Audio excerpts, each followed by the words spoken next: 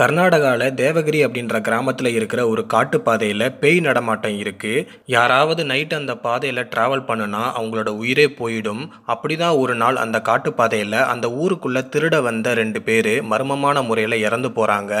Government அந்த பாதையில நல்ல தார் ரோடும் லைட்டும் போட்டு கொடுத்தா மக்கள் தைரியமா நைட்ல அந்த பாதையில நடக்கலாம். இது மாதிரியான சம்பவங்கள் நடக்காது அப்படின்னு அந்த ஊர்ல இருக்கிற ஒரு தாத்தா தனி ஆளா போராடுறாரு. படத்துல ஹீரோ ஒரு கோஸ்ட் ஹண்டர். கோஸ்ட் இருக்கிற இடங்களுக்கு போய் யூடியூப் சேனல்ல த்ரில்லா வீடியோ போடுவாரு. அப்படி இவர் போட்ட வீடியோ ஒன்று வைரல் ஆகுது. அது மூலியமா இவருக்கு நிறைய சப்ஸ்கிரைபரும் கிடைக்கிறாங்க. ஒரு நாள் தேவகிரியை பத்தி நியூஸ்ல பார்த்துட்டு ஹீரோவும் அவரோட டீமும் தேவகிரியை நோக்கி டிராவல் பண்றாங்க.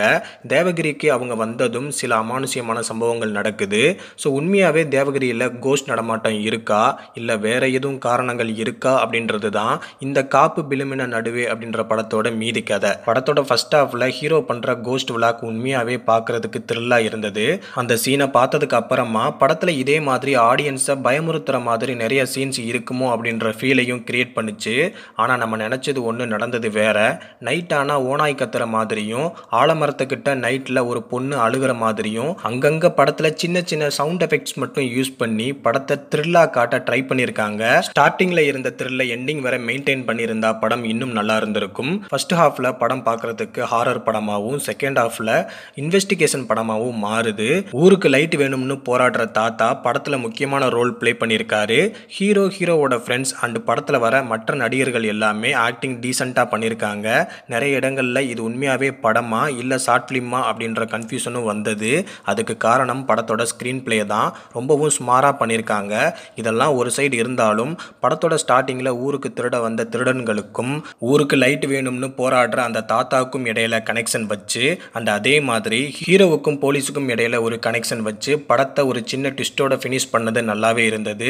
எந்த ட்விஸ்ட்டுமே இல்லாமல் படத்தை ஃபினிஷ் பண்ணிடுவாங்களோ அப்படின்னு நினைக்கும் போது ஒரு சின்ன ட்விஸ்டோட வச்சது ஆறுதலாக இருந்தது. அண்ட் படத்தோட கதை டீசெண்டாக இருந்தாலுமே த்ரில்லிங்காக ஸ்க்ரீன் பிளே பண்ணியிருந்தா படம் சுவாரஸ்யமாக இருந்திருக்கும். மேபி இந்த படம் ஒரு ஸ்மால் பட்ஜெட் படம் அப்படின்றதால நமக்கு இப்படி ஃபீல் ஆகுதா என்னன்னு தெரியல. படத்தில் பெருசாக வில்லன்கள் யாருமே இல்லை. சிச்சுவேஷன் தான் சில பேரை வில்லன்களாக காட்டுது. குறிப்பாக சொல்லணும்னா செகண்ட் ஹாஃப்ல வர கள்ளக்காதல் சீன். ஸோ அது அந்த சிச்சுவேஷனுக்கு ஏற்ற மாதிரி இருந்தது.